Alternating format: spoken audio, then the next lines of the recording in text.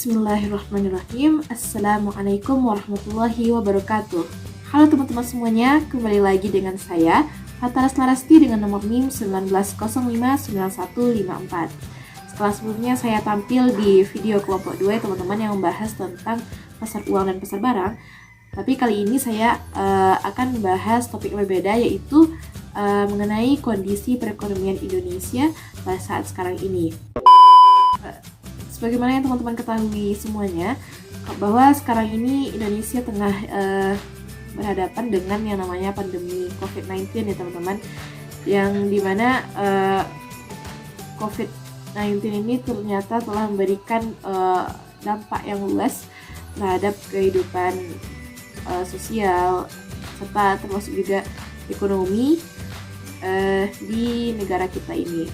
Nah, karena COVID-19 ini memberikan pengaruh terhadap perekonomian teman-teman, jadi di sini saya akan membahas mengenai kok bisa sih COVID-19 itu membuat perekonomian Indonesia menjadi terpuruk atau anjlok gitu. Dan sebelum kita lanjut videonya, jangan lupa untuk like, komen, dan subscribe channel YouTube ini ya teman-teman. Di video kali ini saya akan membahas beberapa hal, yaitu yang pertama sedikit saya akan jelaskan mengenai ekonomi dan COVID-19 itu sendiri. Kemudian saya akan menjelaskan juga mengapa COVID-19 itu bisa membuat perekonomian Indonesia menjadi anjlok atau terpuruk gitu dari yang sebelumnya. Kemudian yang ketiga, bagaimana langkah yang mesti kita lakukan agar perekonomian Indonesia bisa kembali membaik atau lebih baik dari yang sebelumnya. Baiklah teman-teman, langsung saja saya akan jelaskan terlebih dahulu tentang ekonomi, materi ekonomi itu secara general saja. Yaitu yang pertama, pengertian ekonomi ya. Nah, ekonomi itu adalah ilmu sosial yang membahas atau mempelajari tentang aktivitas manusia yang berkaitan dengan produksi, distribusi, dan konsumsi terhadap barang dan jasa. Jadi seperti itu teman-teman. Dan kata ekonomi itu sendiri berasal dari bahasa Yunani, yaitu oikos yang berarti rumah tangga dan nomos yang berarti aturan. Jadi ekonomi itu pengertiannya secara keseluruhan adalah aturan rumah tangga. Dan pelaku atau orang atau ahli yang disebut dengan ekonom itu adalah mereka yang menerapkan ilmu ekonomi ini dalam bekerja seperti itu. Nah, terus yang kedua adalah mengenai cabang ekonomi. Nah, ekonomi ini ada dua cabang ya teman-teman. Yang pertama yaitu ekonomi mikro dan yang kedua adalah ekonomi makro. Baiklah, ekonomi mikro itu teman-teman adalah ilmu ekonomi yang mempelajari tentang perilaku konsumen dan perusahaan serta harga-harga pasar dan kuantitas faktor input barang dan jasa yang diperjualbelikan. Nah, sedangkan ekonomi makro itu adalah ilmu yang mempelajari ekonomi secara keseluruhan.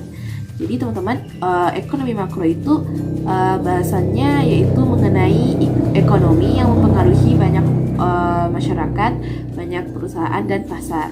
Jadi contohnya tuh bahasannya itu banyak sebenarnya, seperti inflasi, terus pengangguran, pendapatan nasional, pertumbuhan ekonomi, terus kemiskinan dan lain sebagainya. Jadi di video kali ini berhubung merupakan tugas dari mata kuliah pengantar ekonomi makro ya teman-teman. Jadi yang saya bahas di sini seputar ekonomi makro saja. Nah, berikutnya teman-teman kita masuk pada bahasan COVID-19. Nah, jadi COVID-19 itu adalah suatu penyakit menular yang disebabkan oleh coronavirus ya teman-teman.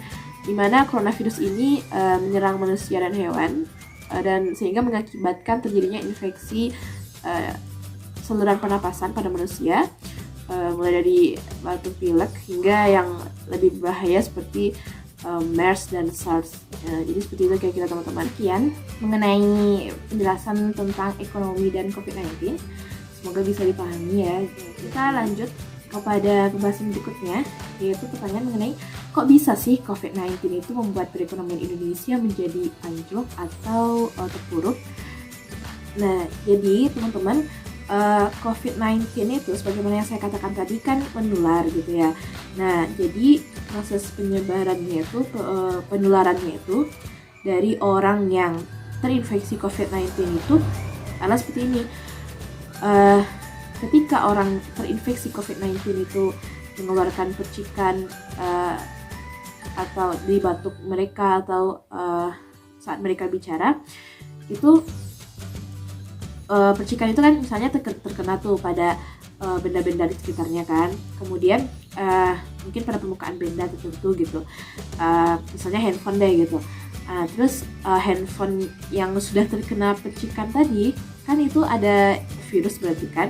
Nah, jadi handphone itu dipegang pula oleh orang lain yang awalnya nggak terinfeksi. Jadi akhirnya mereka pegang itu, tentu otomatis dengan mereka pun juga ikut terpapar gitu kan. Nah, terus apabila mereka itu megang mata gitu kan, mulut, pokoknya area wajah mereka itu sangat besar kemungkinan untuk coronavirus pun masuk ke dalam diri mereka gitu.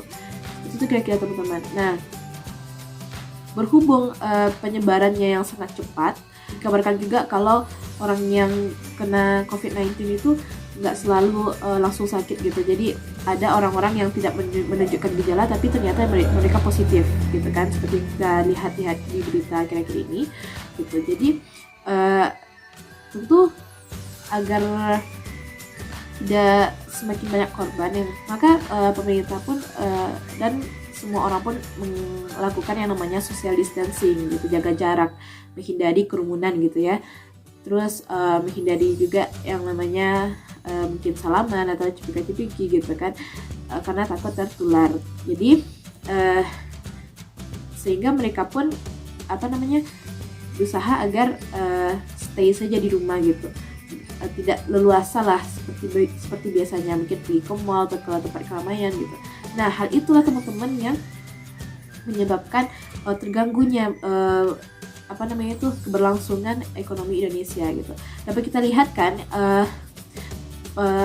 seperti mall, terus pasar-pasar itu saat ini itu ketika pandemi menyerang gitu, pandemi COVID-19 ini, mereka menjadi sepi pengunjung, maksudnya sepi pembeli. Mungkin yang menjual banyak ada gitu ya, tapi yang membeli tidak seramai yang biasanya gitu, karena mereka berusaha untuk menjaga diri agar tidak kena dari COVID-19 ini. Nah, selain perdagangan terganggu gitu, kemarin itu saya juga lihat dengar gitu, ada berita yang bahwasanya banyak buruh yang di PHK gitu, ada PHK secara besar-besaran gitulah ya, sehingga akibat dari PHK besar-besaran itu teman-teman, tentu mereka yang biasanya bekerja menjadi tidak bekerja. Nah, lantas dari mana mereka mendapatkan uang gitu ya untuk memenuhi kebutuhan mereka sehari-hari gitu. Jadi hal inilah yang membuat ya pengangguran tuh semakin bertambah. Yang biasanya bekerja menjadi tidak bekerja, sehingga setelah pengangguran itu meningkat sebagaimana yang diberitakan di sebuah artikel berikut ya, itu bisa teman-teman lihat ya kalau ada informasi mengenai meningkatnya pengangguran di Indonesia ini.